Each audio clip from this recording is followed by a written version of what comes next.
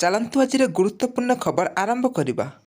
Number 1 राज्य में कालबैशाखीर प्रभाव तुहाकु तुहा वर्षा आज भी घड़घड़ी सह बिजुली और वर्षा चेतावनी देला पाणीपाग विभाग। 11टी जिला को ऑरेंज वार्निंग और 7टी जिला को येलो वार्निंग जारी होईची। जो जिला गुड़िकर वज्रपातर संभावना अच्छी से जिला गुड़ी को ऑरेंज वार्निंग दि जाइए। तेबे ऑरेंज वार्निंग जारी होइतिबा जिला गुड़िक हेउची बालेश्वर, भद्रक, जाजपुर, केन्द्रापड़ा, जगतसिंहपुर, कटक, गजपति, गंजाम, खोर्धा, नयागढ़ एवं पुरी। और सेहीपरि वर्षा संभावना थिबा जिला गुड़िक है खोर्धा, पुरी, जगतसिंहपुर, कटक एवं नयागढ़।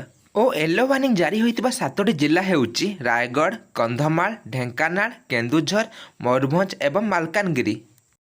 परवर्ती अपडेट होउची सुना दर को लेकर। आज राजधानी भुवनेश्वर रे 22 कैरेट सुनार दाम 60,800 थिला बेले 24 कैरेट सुनार दाम 66,300 लक्ष्य करा जायछि।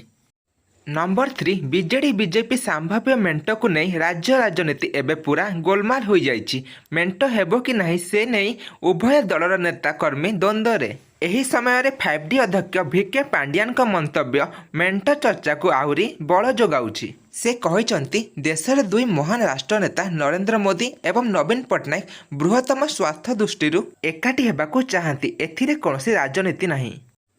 परवर्ती अपडेट हेउची ईश्रम कार्ड को नहीं। तेबे ईश्रम कार्ड थिले मासक मिलिबो 200 रु 500 टंका और कौनसी दुर्घटना हेले मिलिबो 2 लाख टंका पर्यंत बीमा। एही नियम प्रथम लागू होईची उत्तर प्रदेश राज्य रे। परवर्ती समय रे एही नियम पूरा देश सारा लागू हेबाकू जाउची। एही सबुर लाभ पाइबा पई आज ही ईश्रम कार्ड आवेदन करिनियंतु। परवर्ती अपडेट हेउची होली पूर्व देखा जीव भारत रे विरल चंद्रग्रहण। वैज्ञानिक मतरे एही चंद्रग्रहण 50 वर्ष पर देखा मिलिबो किंतु यह ओडिशा रे देखा मिलिबो नाही। एही चंद्रग्रहणटी भारतर केवल 2टी स्थान रे देखा मिलिबो। सेही 2टी स्थानटी हेउची सिक्किम और राजस्थान और एहार किछि अंश गुजरात रे भी देखा मिलिबो। एनेई कहिसंती भारतीय वैज्ञानिक। परवर्ती अपडेट हेउची केंद्र सरकार बड़ घोषणा चाषी को मिलिबो 50% सब्सिडी। एही योजना रे चाषी चाष पई ट्रैक्टर किंबा अन्य कौनसी जिनिस चाष पई किनिबो तेबे ताको 50% सब्सिडी मिलिबो। परवर्ती अपडेट हेउची 2026 सुधा भारत रे गड़िबो बुलेट ट्रेन। गुजरात रो सूरत रु भारत रो प्रथम बुलेट ट्रेन गड़िबा नै सूचना देइछंती रेल मंत्री अश्विनी वैष्णव। परवर्ती अपडेट हेउची बढ़िला 800 रु अधिक औषधर दर। देशर रोगी उपरे महंगा माड़ हेबाकू जाउची। जीवन रक्षाकारी 800 रु अधिक औषध दर वृद्धि होईची।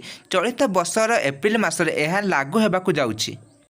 परवर्ती अपडेट हेउची भारतर मोट 9टी राज्य तथा केन्द्रशासित अंचल राजस्थान, हरियाणा, दिल्ली, उत्तर प्रदेश, हिमाचल प्रदेश, लद्दाख, पंजाब एवं जम्मू काश्मीर और उत्तराखंड रे जनवरी एवं फेब्रुआरी रे 2 डिग्री सेल्सियस तापमात्रा अधिक देखा मिली। गवेषक माने कहिसंती एही रिपोर्ट अनुसार देशर अनेक स्थान रे आउ बसंत ऋतु देखा मिलिबो नाही और एसबु राज्य बसंत ऋतु फेरार हेबाकू लागुची।